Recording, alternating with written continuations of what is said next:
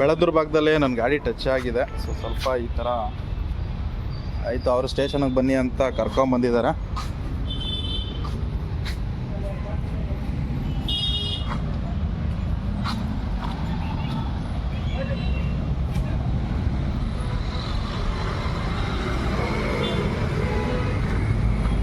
ಬೆಳಂದೂರು ಸಂಚಾರ police station ಮುಂದೆ ಇದ್ದೀನಿ. ಅವರೆಲ್ಲ ಬೆಳಂದೂರು ಲಾನ್ ಆರ್ಡ್ರಿಗೆ ಹೋಗಿದ್ದಾರೆ. ಇಲ್ಲೇ ಟ್ರಾಫಿಕ್ ಇರೋದು ಇಲ್ಲಿ, ಅವರೆಲ್ಲ ಬೇರೆ ಕಡೆ ಹೋಗಿದ್ದಾರೆ. ಸೊ ವೆಯ್ಟ್ ಮಾಡ್ತಾ ಇದ್ದೀನಿ. ನನ್ನ ಗಾಡಿಯಲ್ಲಿ ಹಾಕ್ಕೊಂಡಿದ್ದೀನಿ. ಇದೇ ಕಾರ್ಗೆ ನಾನು ಹಿಂದೆಯಿಂದ ಗುದ್ದಿದ್ದು. ನೀವು ನೋಡ್ಬೋದು ಇಲ್ಲಿ ಡ್ಯಾಮೇಜ್ ಆಗಿದೆ. ಮಾರ್ಕ್ ಮಾಡಿದ್ದೀನಿ ನೋಡ್ತಿರಲ್ಲ, ಅಷ್ಟು ಜಾಗ ಫುಲ್ ಮಾರ್ಕ್ ಎಷ್ಟಿದೆ ಅಷ್ಟು ಜಾಗ ಸ್ಕ್ರಾಚ್ ಆಗಿರೋದು. ಮತ್ತು ನನ್ನ ಗಾಡಿಗೆ ಇಲ್ಲಿ ಮುಂದೆ ನೋಡ್ಬೋದು ಹಿಂಗೆ ಜಜೋಗೈತೆ. ಈ ಥರ ಜಜೋಗಿ ಅದೊಂದು ಸ್ವಲ್ಪ ಬಂತು. ಯಾವುದೇ ಥರ ಪೇಂಟೆಡ್ ಮಾಡಿಸಲ್ಲ.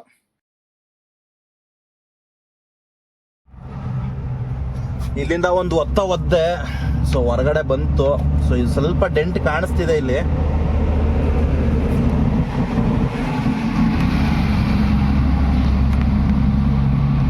ಸ್ವಲ್ಪ ಇಲ್ಲಿ ಪ್ರೆಷರ್ ಕೊಟ್ಟು ಒದ್ದಿದ್ದಕ್ಕೆ ಹೊರಗಡೆ ಬಂತು. ಫಸ್ಟ್ ನೀವು ನೋಡ್ಬೋದು ಯಾವ ಥರ ಇತ್ತು ಅಂತ. ಸೊ ಅಷ್ಟು ಕಾಣಿಸ್ತಾ ಇಲ್ಲ, ಬಟ್ ಆದರೂ ಒಂದು ಮಾರ್ಕ್ ಇದೆ. ಇಲ್ಲೊಂದು ಮಾರ್ಕು ಮತ್ತು ಇದೊಂದು ಮಾರ್ಕ್ ಕಾಣಿಸ್ತಿದೆ. ಅದೇನು ಮಾಡೋಕ್ಕಾಗಲ್ಲ. ಸೊ ಬೆಂಗಳೂರು ಅಂದಮೇಲೆ ಇದ್ದೇ ಇರುತ್ತೆ ಏನಾದರೂ ಒಂದು ಟಚಿಂಗ್ ಕಾಣಿಸಲ್ಲ. ದೂರದಿಂದ ನೋಡಿದ್ರೆ ಸ್ವಲ್ಪ ಅಬ್ಸರ್ವ್ ಆಗುತ್ತೆ. ಸೊ ಇದನ್ನು ಹೋಗಿ ಏನು ರೀಪೇಂಟ್ ಮಾಡ್ಸೋಕ್ಕೆ ಹೋಗಲ್ಲ. ಅವಾಗಲೇ ಜಾಸ್ತಿ ಇತ್ತು, ಒಂದು ಒದ್ದಿದ್ದಕ್ಕೆ ಇಷ್ಟು ಬಂದೈತೆ. ತೊಂದರೆ ಇಲ್ಲ, ಅಷ್ಟು ಮೇಂಟೈನ್ ಮಾಡ್ಬೋದು. ಇವಾಗ ಆಟೋ ಎಷ್ಟು ಡೆಲಿಕೇಟ್ ಅಂತಂದರೆ ತುಂಬ ಹುಷಾರಾಗಿರಬೇಕು ಗಾಡಿ ಓಡಿಸ್ಬೇಕಾದ್ರೆ. ಮಾತ್ರ ಏನಾದರೂ ಟಚ್ ಗಿಚ್ ಆಯಿತು ಅಂತಂದರೆ ತುಂಬ ಡೇಂಜರಸ್ ಗುರು. ಇದು ಬರೀ ಟಚ್ ಆಗಿದ್ದು ಸ್ಪೀಡ್ ಎಷ್ಟಿತ್ತು ಅಂದರೆ ಒಂದು 5-6 ಸ್ಪೀಡಲ್ಲಿ ಹೋಗಿ ಟಚ್ ಆಗಿದ್ದು. ಒಂದು 20 ಸ್ಪೀಡಲ್ಲೂ ಇರಲಿಲ್ಲ. ಒಂದು 5-6 km/h ಸ್ಪೀಡಲ್ಲಿ ಹೋಗಿ ಟಚ್ ಆಗಿದ್ದು. ಅಷ್ಟಕ್ಕೆ ಇಷ್ಟು ಒಳಗಡೆ ಹೊಂಟಾಗಿತ್ತು. ಸ್ನೇಹಿತರೆ, ಇವತ್ತು ನಾನು ಆಟೋ ಟಚ್ ಆಯಿತು. ಬರೋಬ್ಬರಿ ಪೊಲೀಸ್ ಸ್ಟೇಷನಲ್ಲೇ ಒಂದು 4-5 ಅವರ್ ಅಂತೂ ಸ್ಟೇಷನಲ್ಲೇ ಇದ್ದೆ. ಬೆಳಗ್ಗೆ ಒಂದು 9-9:30 ಅಷ್ಟರಲ್ಲಿ ಟಚ್ ಆಗಿದ್ದು. ಮಧ್ಯಾಹ್ನ 2-2:30 ಅಷ್ಟೇ ಆಗೋಯ್ತು. ನಾನು ಎಲ್ಲ ಈಗ ಪ್ರಾಬ್ಲಮ್ಗಳನ್ನ ಫೇಸ್ ಮಾಡ್ಕೊಂಡು ಬರೋ ಅಷ್ಟರಲ್ಲಿ. ಆಗಿದ್ದೇನಪ್ಪ ಅಂತಂದರೆ ತುಂಬ ಟ್ರಾಫಿಕ್ ಇತ್ತು ಇವತ್ತು. ಜಾಸ್ತಿ ಸ್ಪೀಡಲ್ಲಿ ಇರಲಿಲ್ಲ ಗಾಡಿ. ನಾನು ಮೆಲ್ಲಗೆ ಓಡಿಸ್ಕೊಂಡು ಹೋಗ್ತಿದ್ದೆ. ಅವರು ಕೂಡ ಸಡನ್ನಾಗಿ ನಿಲ್ಸಿದ್ರು. ಹಿಂದ್ಗಡೆಯಿಂದ ಹೋಗಿ ನಾನು ಟಚ್ ಮಾಡಿದೆ. ಅಂದರೆ ಜಾಸ್ತಿ ಸ್ಪೀಡಲ್ಲಿ ಇದೆ. ಒಂದು 7-8 ಸ್ಪೀಡಲ್ಲಿ ಅಷ್ಟೇ ಇದ್ದಿದ್ದು ಆಯಿತಾ. ಕಿಲೋಮೀಟ್ರಿಗೆ 7-8 ಸ್ಪೀಡ್ ಅಷ್ಟೇ. ಒಂದು 15-20 ಸ್ಪೀಡ್ ಅಂತ ಹೇಳಿದರೆ ಏನೋ ಒಂದು ಲೆಕ್ಕಾಚಾರ. ಅಷ್ಟು ಇರಲೇ ಇಲ್ಲ. ಸುಮ್ಮನೆ ಹೋಗಿ ಒಂದು ಚೂರು ಟಚ್ ಆಗಿದ್ದಕ್ಕೆ ನನ್ನ ಗಾಡಿನಲ್ಲಿ ಡೆಂಟ್ ಆಗಿ ಬಂತು. ಸುಮಾರು ಹೊತ್ತು ನಾನು ಹೇಳಿದೆ, ಸರ್ ಏನು ಮಾಡೋದು ಹೇಳಿ ಅಂತ. ಅವ್ರ ಗಾಡಿನಲ್ಲಿ ಬರೀ ರಿಯರ್ ಕ್ಯಾಮ್ರಾ ಇತ್ತು. ಅವರೇ ತೋರಿಸಿದ್ರು ನಿಮ್ಮದೇ ತಪ್ಪು ಅಂತ. ಸರ್ ನೋಡಿ, ನಿಮ್ಮ ಹಿಂದೆನೇ ಬಂದಿರೋದು, ನಾನು ಇಲ್ಲಿಗೆ ಬಂದಿದ್ದೀನಿ ಅಂತ ಎಲ್ಲ. ಕಾರ್ ಓನರ್ ತುಂಬ ಒಳ್ಳೆಯವರು. ಅವರಂತೂ ಯಾವುದೇ ಥರ ಕೆಟ್ಟ ಮಾತಾಡಿಲ್ಲ, ಏನು ಮಾತಾಡಿಲ್ಲ. ಜಸ್ಟ್ ಹೇಳಿದ್ರು ಇದು ರೆಡಿ ಮಾಡಿಸ್ಬೇಕು, ಅದಕ್ಕೇನಪ್ಪ ಏನು ಮಾಡೋದು ಅಂತ ಕೇಳಿದ್ರು. ಸರ್ ಇನ್ಶೂರೆನ್ಸ್ ಕ್ಲೈಮ್ ಮಾಡ್ಕೊಳ್ಳಿ ಸರ್, ನನ್ನ ಹತ್ರ ಅಂತೂ ದುಡ್ಡಿಲ್ಲ ಅಂತ ಅಂದೆ.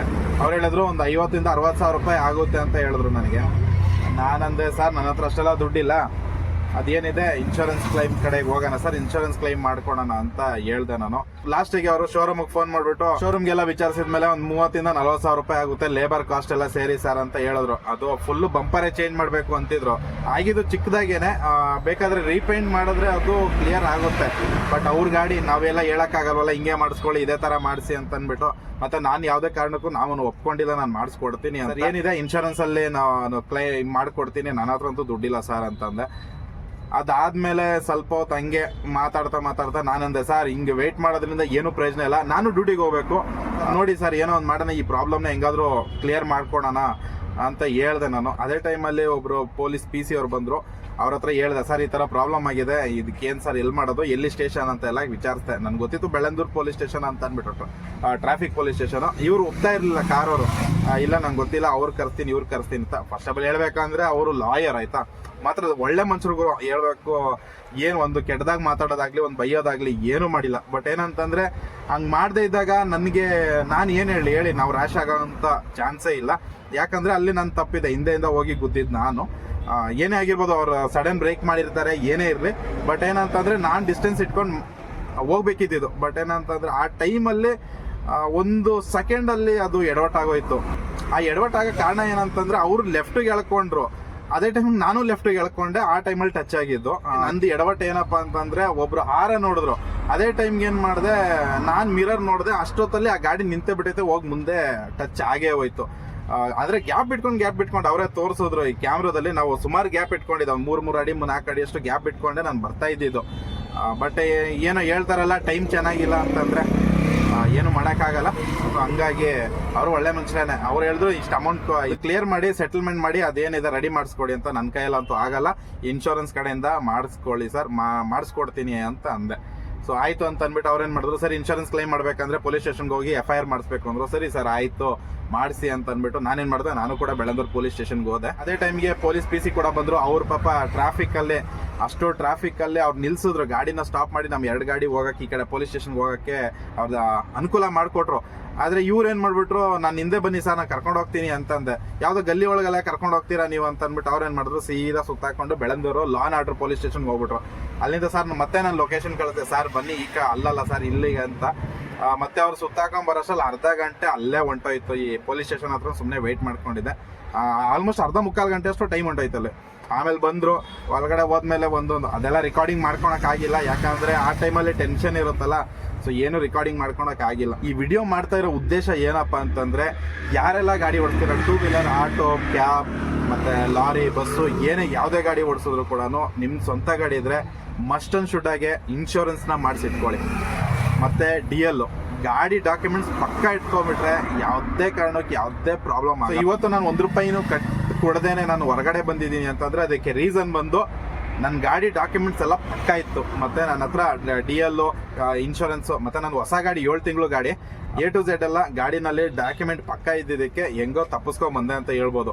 ಇಲ್ಲ ಅಂತಂದಿದ್ರೆ ಹಾಕೊಂಡು ರುಬ್ಬಾಕ್ಬಿಟ್ಟಿರೋರು. ಅಲ್ಲಿ ಹೋದ್ಮೇಲೆ ಆಮೇಲೆ ಹಂಗೆ ಮಾತಾಡ್ತಾ ಅವರು ಹೇಳಿದ್ರು, ಏನಪ್ಪ ಏನೋ ಮಾಡ್ಕೊಡ್ತೆ ಏನೋ ಅಂತ. ನನ್ನ ಕೈಯಲ್ಲಂತೂ ಸರ್ ಆ ಶಕ್ತಿ ಇಲ್ಲ, ನನ್ಗೆ ಆ ಯೋಗ್ಯತೆನೂ ಇಲ್ಲ. ಸೊ ಏನಿದೆ ಇನ್ಶೂರೆನ್ಸ್ ಕಡೆಯಿಂದ ಮಾಡ್ಕೊಳ್ಳಿ ಸರ್ ಅಂತ ಹೇಳಿದ್ರು. ಗಾಡಿನ 3 ದಿನ ನಿಲ್ಸ್ಬೇಕಾಯ್ತದೆ ಅಂತ ಫಸ್ಟ್ ಹೇಳಿದ್ರು. ಆಮೇಲೆ ಏನಾಯ್ತು, ಎಲೆಕ್ಷನ್ ಟೈಮ್ ಇವಾಗ ಏನಾದ್ರು ಗಾಡಿ ನಿಂತು ಅಂದ್ರೆ ಮಿನಿಮಮ್ ಅಂದ್ರೂ 1 ವಾರ ಇಲ್ಲ 10 ದಿವಸ ಆದ್ರೂ ಆಗ್ಬೋದು. ನೋಡಿ ಏನ್ ಮಾಡ್ತೀರಾ ಅಂತ ಕೇಳಿದ್ರು. ನನಗೆ ಗಾಡಿ ಒಳಗಡೆ ಹಾಕು ಅಂತಂದ್ರು, ಅವ್ರಿಗೆ ಸೈಡಲ್ಲಿ ಹಾಕೊಡಿ ಅಂದ್ರು. ಅವ್ರಿಗೆ ಹೇಳಿದ ತಕ್ಷಣನೇ ಟೆನ್ಷನ್ ಆಗೋಯ್ತು, ಗಾಡಿ ಇಲ್ಲೇ ಬಿಟ್ಟು ಹೋಗ್ಬೇಕಾ ಸರ್ 3 ದಿನ, ನನ್ನ ಗಾಡಿ ಪ್ರಾಬ್ಲಮ್ ಆಗುತ್ತೆ ಹಂಗೆ ಹಿಂಗೆ ಅಂತ. ಅವರು ಏನು ಮೈಂಡ್ ಚೇಂಜ್ ಮಾಡ್ಕೊಂಡು ಲಾಸ್ಟಲ್ಲಿ ಸರಿ ಏನೈತೆ ನಾನು ಮಾಡಿಸ್ಕೊತೀನಿ, ಇವ್ರು ನಿಮ್ದು ಏನೈತೆ ಸರ್ ನೀವು ಮಾಡಿಸ್ಕೊಳ್ಳಿ. ನಾನಂತೂ ₹1 ಕೇಳಿಲ್ಲ, ನನ್ನ ಗಾಡಿ ರೆಡಿ ಮಾಡಿಸ್ಕೊಡಿ ಅಂತಲೂ ನಾನು ಕೇಳಿಲ್ಲ. ಯಾಕಂದ್ರೆ ಅಲ್ಲಿ ನನ್ನ ತಪ್ಪಿದೆ. ನನ್ನ ಗಾಡಿ ಗೊತ್ತಿದೆ, ಒಂದು 4-5 ಸಾವಿರ ರೂಪಾಯಿ ರೆಡಿ ಆಗುತ್ತೆ ಅಂತ ನನಗೆ ಗೊತ್ತಿದೆ. 20-30 ಸಾವಿರ 40 ಸಾವಿರ ಕೊಡಿ ಅಂದ್ರೆ ನಾನು ಎಲ್ಲಿಗೆ ಹೋಗೋಣಾಗ್ರು.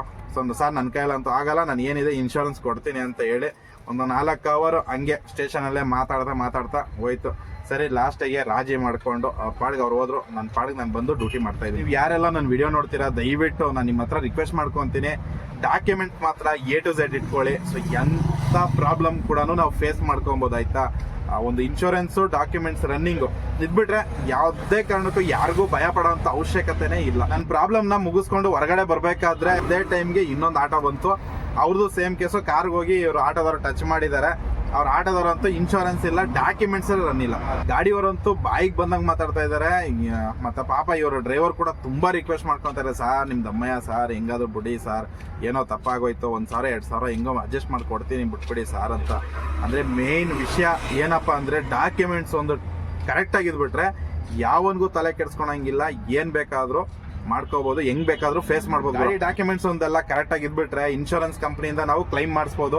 ಮತ್ತೆ ಹೆಂಗಾದ್ರೂ ನಡೀಲಿ, ಅವ್ರ ಇನ್ಶೂರೆನ್ಸ್ ಆಯ್ತು, ಇವ್ರ ಕಂಪ್ನಿಯವ್ರ ಆಯ್ತು, ಅವ್ರು ಹೆಂಗಾದ್ರೂ ಫೈಟ್ ಮಾಡ್ಕೊಂತಾರೆ. ನಮ್ಮ ಹತ್ರ ಇಲ್ಲ ಅಂದ್ರೆ ನಮ್ಮ ಕೈಯಿಂದ ಕಟ್ಕೊಡ್ಬೇಕಾಗುತ್ತೆ. ಸೊ ಇದೊಂದು ಎಕ್ಸ್ಪೀರಿಯನ್ಸ್ ನಿಮ್ಮ ಹತ್ರ ಹಂಚ್ಕೋಬೇಕಿತ್ತು. ಸೊ ಹಂಗಾಗಿ ಈ ವಿಡಿಯೋ ಮಾಡಿದ್ದು. ಸೊ ವಿಡಿಯೋ ಹೇಗಿತ್ತು ಅಂತ ತಿಳಿಸಿ. ಸೊ ಮತ್ತೊಂದು ವಿಡಿಯೋದಲ್ಲಿ ಸಿಗ್ತೀನಿ. ಟೇಕ್ ಕೇರ್, ಬಾಯ್, ಹುಷಾರಾಗಿರಿ.